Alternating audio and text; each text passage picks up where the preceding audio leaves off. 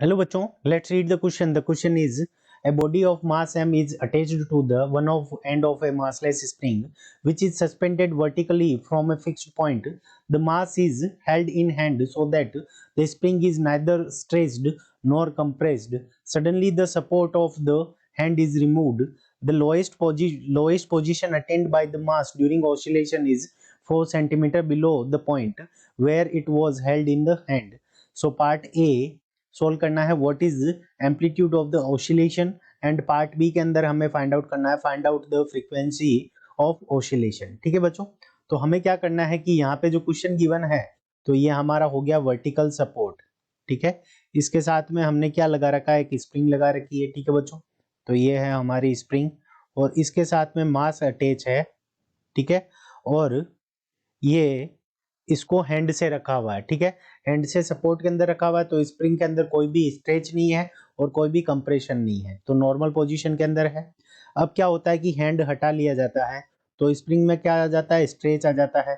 ठीक है बच्चों, और ये मास हमारा कितना चला जाता है, 4 सेंटीमीटर नीचे चला जाता है इस पोजीशन से।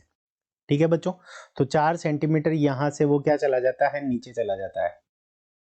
ठीक है, तो ये वाली जो डिस्टेंस है हमारी सेंटर ऑफ मास से अगर देखें, ठीक है, सेंटर ऑफ मास से देखेंगे तो इसकी जो डिस्टेंस होगी वो 4 सेंटीमीटर नीचे की तरफ चला जाता है ये। तो सेंटर ऑफ मास से कंसीडर कर लेते हैं, तो सेंटर ऑफ मास से ये 4 सेंटीमीटर नीचे चला जाता है। तो ऐसे ये यहाँ पे इसका सेंटर ऑफ मास होगा। ठीक है, तो यहाँ से वो 4 सेंटीमीटर नीचे चला जाता है, तो ये वाली जो डिस्टेंस है वो हमें कितनी गिवन है, 4 सेंटीमीटर। ठीक है बच्चों, तो ये क्या है, नीचे की तरफ मैक्सिमम डिस्प्लेसमेंट है, और तो यहाँ पे मीन पोजीशन होगी, तो मीन पोजीशन से ऊपर की तरफ ये डिस्प्लेसमेंट ये होगा और नीचे की तरफ डिस्प्लेसमेंट ये होगा। ठीक है बच्चों, तो एम्पलीट्यूड कितना हो जाएगा, तो 2 ऊपर की तरफ और 2 नीचे की तरफ। क्यों, क्योंकि जो एम्पलीट्यूड हमारा होता है ए, हमें क्या निकालना, first number amplitude of oscillation, तो वो कितना होगा, 4/2 होगा, क्योंकि मीन पोजीशन से मैक्सिमम डिस्प्लेसमेंट 2 का होगा।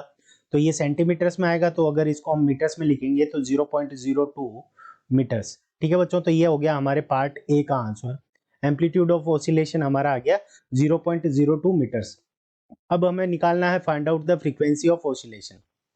ठीक है बच्चों, तो बी पार्ट की बात करेंगे, तब जैसे ही इसको रिलीज करके छोड़ेंगे तो ये क्या करेगा, ऑसिलेशन करेगा। तो ऑसिलेशन का जो टाइम पीरियड होगा, अगर एम मास की स्प्रिंग है और उसके अंदर, तो हमारा जो टाइम पीरियड ऑफ ऑसिलेशन होगा L/G square root 2 pi square root L/G। L यहाँ पे क्या है, मैक्सिमम डिस्प्लेसमेंट, यानी इसको हम क्या लिख सकते हैं, एम्पलीट्यूड।